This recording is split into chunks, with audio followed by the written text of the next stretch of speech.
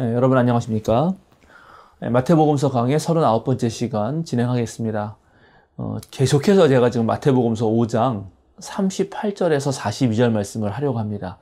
이 말씀이 제가 보기에 무척 중요한 말씀이고, 그리고 이 성경 말씀이 곧바로 우리 그리스도인들의 어떠한 정체성을 형성하는 매우 중요한 말씀이라고 생각하기 때문입니다. 오늘은 그것에 대해서 제가 좀 더 말씀드릴 생각인데요. 일단 성경부터 읽고 시작하겠습니다. 마태복음서 5장 38절에 42절 말씀입니다. 눈은 눈으로 이는 이로 갚아라 하고 말한 것을 너희는 들었다. 그러나 나는 너희에게 말한다. 악한 사람에게 맞서지 말아라. 누가 내 오른쪽 뺨을 치거든 왼쪽 뺨마저 돌려대어라. 너를 걸어 고소하여 내 속옷을 가지려는 사람에게는 겉옷까지도 내주어라. 누가 너더러 억지로 오리를 가자고 하거든 십리를 같이 가주어라. 내게 달라는 사람에게는 주고 내게 꾸려고 하는 사람을 물리치지 말아라. 제가 이 본문이 지금 앞에서 두 번이나 제가 계속 여러분에게 강의하면서 말씀드린 핵심 중에 하나는 지금 어떤 일이 벌어졌죠. 그러니까 지금 폭력적인 일들, 그러니까 모든 사람 사는 세상은 혼자 살 수는 없고 다 모여 사는 것인데요. 모여 살다 보면 당연히 갈등이 있기 마련입니다. 그 갈등에서 누군가 피해를 입는 그런 상황들이 발생하죠. 여기 보면 오른쪽 뺨을 때린다든지, 겉옷을 뺏긴다든지, 등등 그런 지금 폭력적인 상황들이 발생합니다. 그러면 그것이 보통은 이제 복수를 하면서 이 보복의 악순환이 생긴다는 거 아닙니까? 그래서 이 보복의 악순환이 생기면 이 세상에 고통이 증가하는 거죠. 그래서 고통을 줄이고 가능한 모든 사람들이 평화롭게 지내는 것, 이것을 구약성서에서 샬롬이라고 했는데, 하나님의 평화가 이루어진 세상을 만들어내는 것이 우리들의 과제이고 정말 그리스도인이 해야 할 일입니다. 그렇다고 한다면 이 보복의 악순환이 생기지 않도록 해야죠. 그것에 대한 유일한 방식은 예수님이 생각하실 때 바로 인간에게 원래 주어진 그런 하나님의 형상, 즉 선한 양심, 그것을 일깨운다 하는 것입니다. 사람이 때때로 실수나 또 화를 참지 못하거나 또는 어떤 유혹에, 돈에 대한 욕심이라든가 그런 유혹에 넘어가서 죄를 저지를 수 있는데, 그 죄를 저지른 사람의 양심을 불러일으켜서 다시는 죄를 짓지 않도록 하는 것, 그리고 그 죄를 지은 것 때문에 피해를 받은 사람이 복수하지 않을 수 있도록 넉넉한 마음으로 용서할 수 있도록 하는 문제와 연결된다는 거죠. 이게 사실은 무척 중요합니다. 그래서 이거를 어떻게 실행할 것인가, 이게 우리의 과제입니다. 그런데 지금 세상의 법, 특별히 사법 시스템은 우리가 생각하는 건 다르죠. 당연히 어떤 사람이 범죄를 저지르면 그에 마땅한 처벌을 받아야 한다고 생각합니다. 그것이 법적인 논리입니다. 세상법의 논리입니다. 당연하죠. 그러니까는 특별히 형사법 같은 경우는 제가 누군가를 때렸다 그러면 저는 감옥에 가서 몇 년 동안 벌을 받아야 되는 거죠. 예를 들어 이런 식으로 법적인 논리는 A라고 하는 고통이 생기고 죄악이 생기면 그것에 합당한 벌을 줌으로써 정의가 이루어진다라고 그렇게 말을 합니다. 그런데 이것은 무조건적 사랑을 베풀려고 하는, 그래서 죄를 지은 사람, 우리 성경에 나오는 10,000달란트 빚진 자를 용서해 주신 그 주인의 이야기처럼 도저히 용서할 수 없는 그것도 용서해 주는 하나님 얘기를 하기 때문에, 사실은 그리스도교가 말하는 사랑의 논리와 세상 법이 말하는 법적인 논리가 부딪힌다 하는 것입니다. 그래서 우리가 흔히 정의의 여신을 상징하는 디케의 여신상이 있잖아요. 그 여신상을 보면 눈은 안대로 가리고, 그다음에 한 손에는 칼을 들고 한 손에는 저울을 듭니다. 저울을 드는 거는 이 사람이 지은 그 죄의 형량을 잰다는 거죠.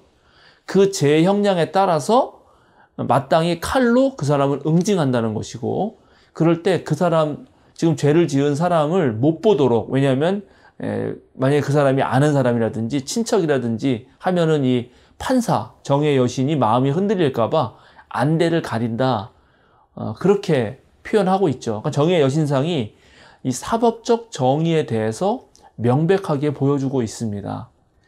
그런데 이렇게만 한다고 해서 정말 정의가 이루어지는가? 우리가 진지하게 고민해 볼 필요가 있습니다. 실제로 어떤 형사사건이 일어나면 범죄자를 찾아서 그 사람을 감옥에 집어넣고 그리고 처벌을 합니다. 그러면 정의가 이루어진다라고 사람들은 일반적으로 생각합니다. 보통 그런 범죄자를 잡아서 감옥에 넣거나 그런 어떤 걸 하는 이유는 대체적으로 세 가지 이유가 있죠. 하나는 이 사람이 위험한 사람이니까 일단 사회로부터 격리를 해야 된다는 것이 있습니다. 안전한 사회를 만들기 위해서. 또 두 번째는 벌을 준다. 아까 말한 죄에 대한 합당한 벌을 준다는 개념이 있고 그 벌을 받으면서 자신의 잘못을 회개해서 재발을 방지하게 한다는 목적이 있습니다. 그런데 실제로 그런 일이 벌어지는가?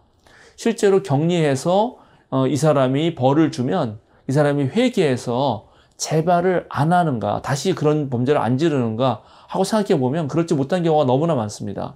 이 사람은 격리된 상황 속에서 범죄자들만 모인 집단 속에서 더 많은 상처를 받게 되고요. 그런 벌을 받으면서 더 악랄한 사람이 될 확률이 높고 실제로 사회에서 격리됐기 때문에 사회에 적응할 수 있는 시간들을 갖지 못하고 오히려 부적응자가 되고 다시 사회에 나오면 할 수 있는 일들이 적어지면서 또 범죄를 저지르는 확률이 높아지는 것이 오늘날 현실입니다. 또 그렇게 어떤 사람을 처벌했을 때 그 처벌 받았다고 해서 피해를 입은 사람, 즉 피해자의 마음이 완전히 속 시원하게 모든 것이 해결되는가? 그렇지도 않다는 것입니다.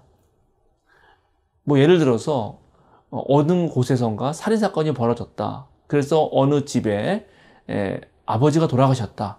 그러면 그 죽인 사람은 살인자는 감옥에 가겠죠. 그러면 남아있는 사람들이 있지 않습니까? 그의 가족이 있고 그를 아는 친구들이 있고 그 사람들이 충격을 받고 엄청난 피해를 입었는데 그 사람들의 마음은 누가 달래주는 거죠? 그 사람만 감옥에 집어넣었다고 해서 피해자의 모든 피해가 복구가 되나요? 그래서 사법적인 정의라고 불리는 지금 사법 시스템이, 형사 시스템이 과연 정의인가라고 물으면 이거는 고민할 부분이 많이 있습니다. 아주 큰 틀에서는 사법적 정의만 말했는데 그거 말고도 우리의 삶 속에서 벌어지는 각종 가해와 피해 사건, 이걸 줄여서 가피해 사건이라고 합니다. 가피해 사건이 벌어졌을 때 과연 어떻게 그 사건을 처리하는 것이 가장 정의로운가? 그리고 가장 올바른가 하는 문제를 두고 이 사법적 정의에 맞서서 회복적 정의라고 하는 그런 새로운 고민들과 해결 방식들을 가지고 노력하는 사람들이 있습니다.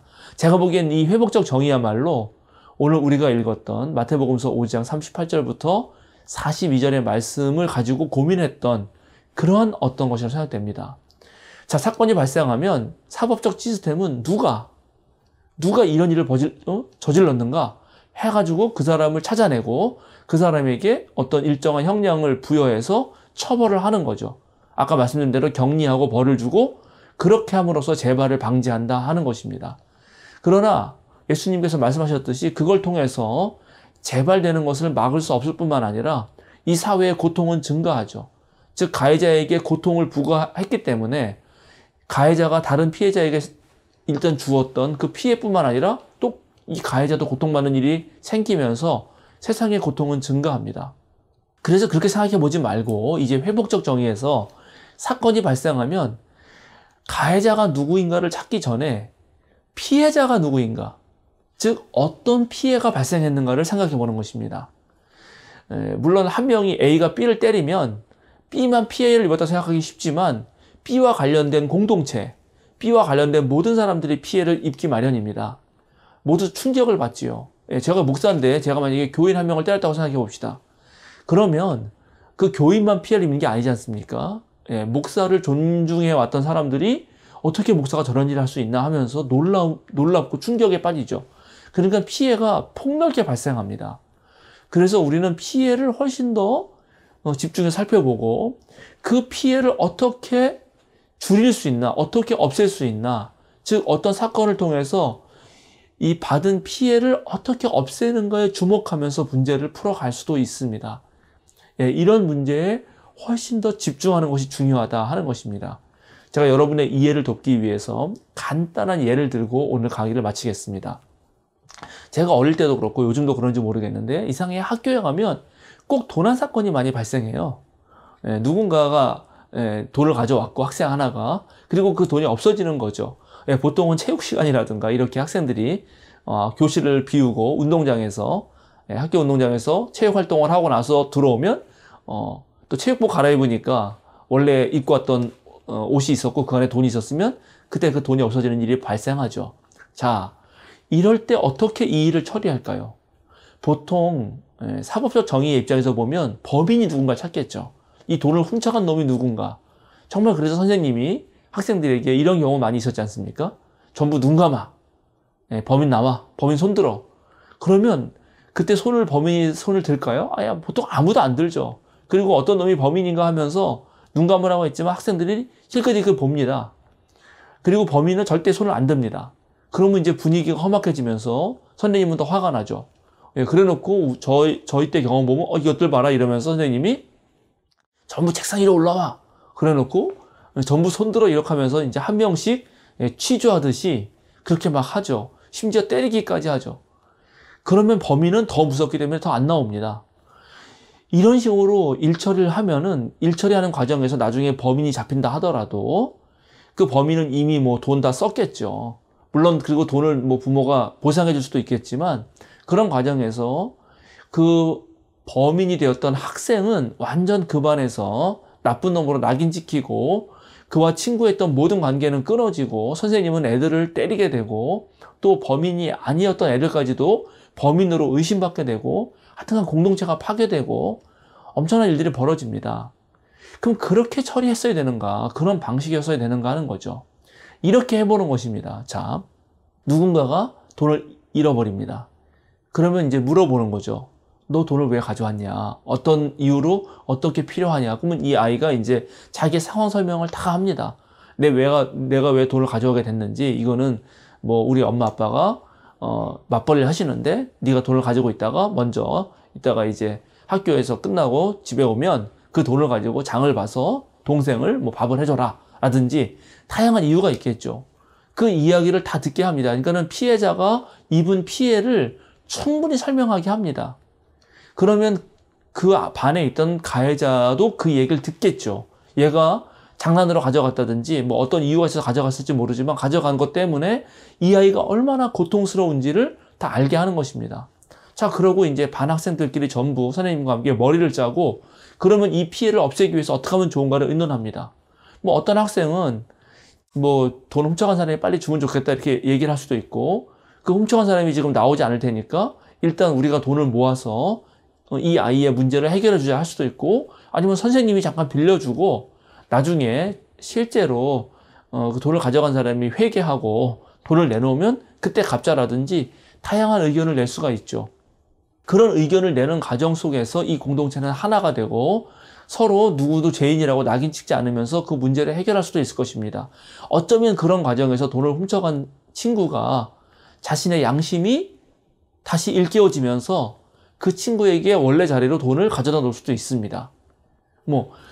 그러니까 제가 지금 예를 들은 방식을 보면은 분명히 어떤 피해가 발생했을 때 그것을 가해자를 처벌하는 방식이 아닌 방식으로도 피해를 해결할 수 있는 더 좋은 가능성이 있다는 것입니다. 이 고민을 함께 해보자는 것이죠. 그리고 이런 고민을 진지하게 하고 실제로 이런 고민을 가지고 문제들을 해결해 보려고 하는 사람들이 저는 그리스도인이 되어야 된다는 것입니다. 그래서 저는 한국의 모든 기독교인들이 이 회복적 정의, 갈등 전환과 해소하는 그런 방식들, 이런 부분들에 전문가가 되면 좋겠다고 생각합니다.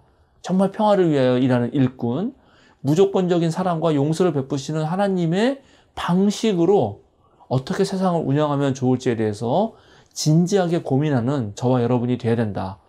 그리고 그런 방식으로 공동체를 운영해가고 사회에 생기는 모든 피해 사건들, 그런 것들을 함께 풀어나갈 수 있다면 그것은 정말 대단한 일이 될 거라고 생각합니다. 예, 여러분, 오늘 마태복음서 39번째 시간은 이걸로 마치겠습니다.